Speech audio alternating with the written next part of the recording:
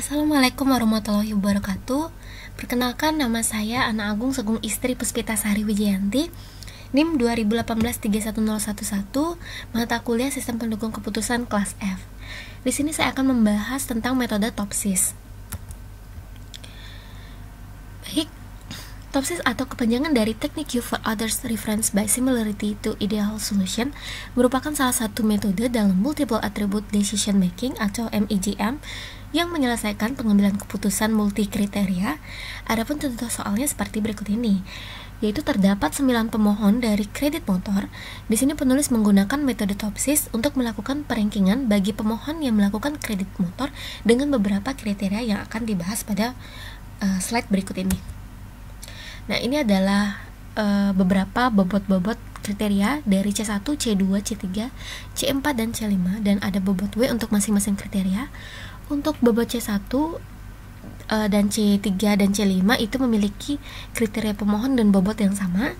Untuk C2 memiliki kriteria pemohon DP lebih besar dari 30% dari harga, maka bobot 5, DP 26% sampai 30% dari harga, maka bobotnya 4, DP 21% sampai 25% dari harga, nilai bobotnya 3, DP 16% sampai 20% dari harga, nilai bobotnya 2, DP kurang dari 15% dari harga, maka nilai bobotnya 1. Dan untuk C4 juga juga bobotnya sama dengan C3, C5, dan C1. Hanya saja kriteria pemohonnya berbeda, yaitu ada sertifikat tanah, BPKB mobil, BPKB motor, KTP, dan KK. Lalu untuk bobot masing-masing kriteria, dari C1 memiliki bobot 4, C2 memiliki bobot 5, C3 memiliki bobot 4, C4 memiliki bobot 3, C5 memiliki bobot 4. Nah, dari kelima kriteria yang masing-masing memiliki bobot, dan berikut adalah data pemohon yang akan melakukan kredit motor dan telah memenuhi kriteria-kriteria tersebut. Dari beberapa pemohon tersebut dapat di-ranking pemohon yang memiliki peluang besar dengan menggunakan perhitungan TOPSIS. Adapun data tersebut antara lain, di sini ada alternatif dan pemohonnya, ada Andi, Beni, Chandra, Dedi, Erlin, Firas, Gugum, Heri, dan Indah. Untuk data kriteria C1-nya dan C2, C3, C4, C5 sebagai berikut yang ada di kolom. Lalu kita next aja. Kalau kecepatan kalian bisa screenshot aja untuk datanya ini. Lalu ini kita konversikan data analisa kredit motor tadi ke dalam bentuk fusi. Yang pertama kita konversi dulu dari data-data, kita persingkat tadi Andi.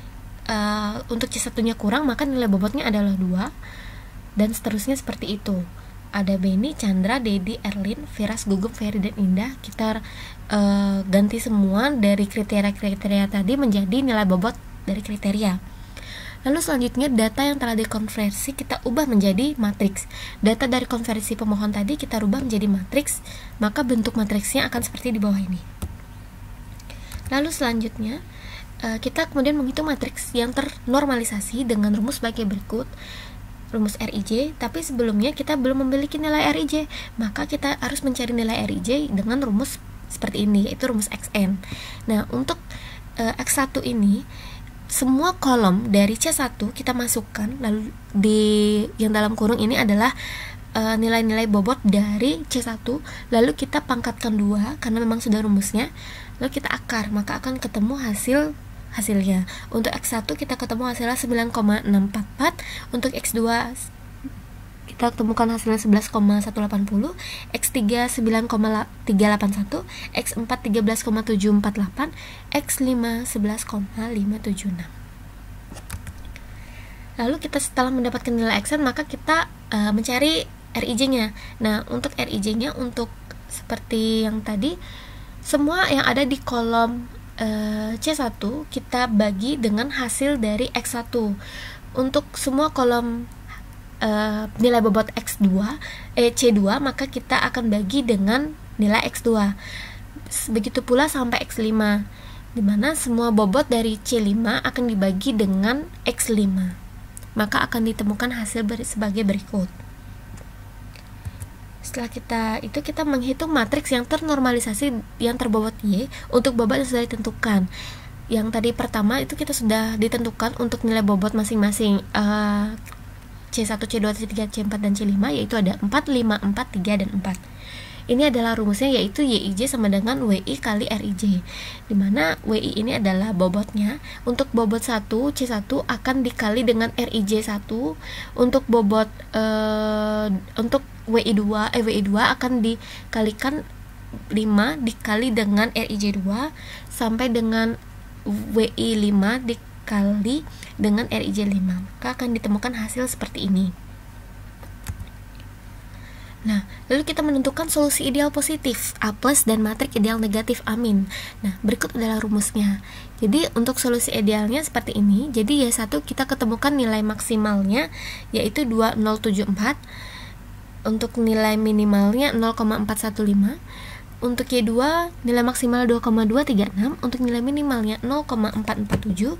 Untuk Y3 kita ketemukan nilainya 2,132, minimalnya 0,426, dan sebagai berikut.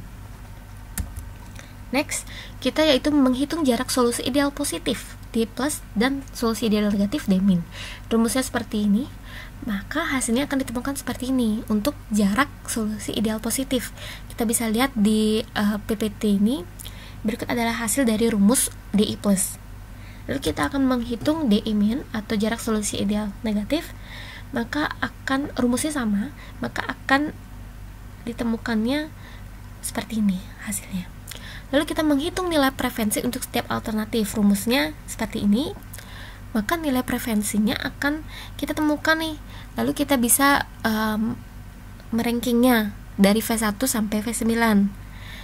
Kita temukan untuk V1 ada ranking 6, V2 perankingannya adalah 3, V3 ada perankingannya 9, dan seterusnya, dan V9 perankingannya adalah 1. Lalu kita susun agar menemukan hasil seperti ini, di mana dari nilai preferensi tersebut didapatkan perankingan dari 9 pemohon. Adapun pemohon yang berhak melakukan kredit motor berdasarkan perankingan antara lain: yang pertama Indah, yang kedua Heri, yang ketiga Benny, yang keempat Erlin, yang kelima Dedi, yang keenam Andi, yang ketujuh Firas, yang kedelapan Gugum, yang kesembilan Chandra. Baik, terima kasih.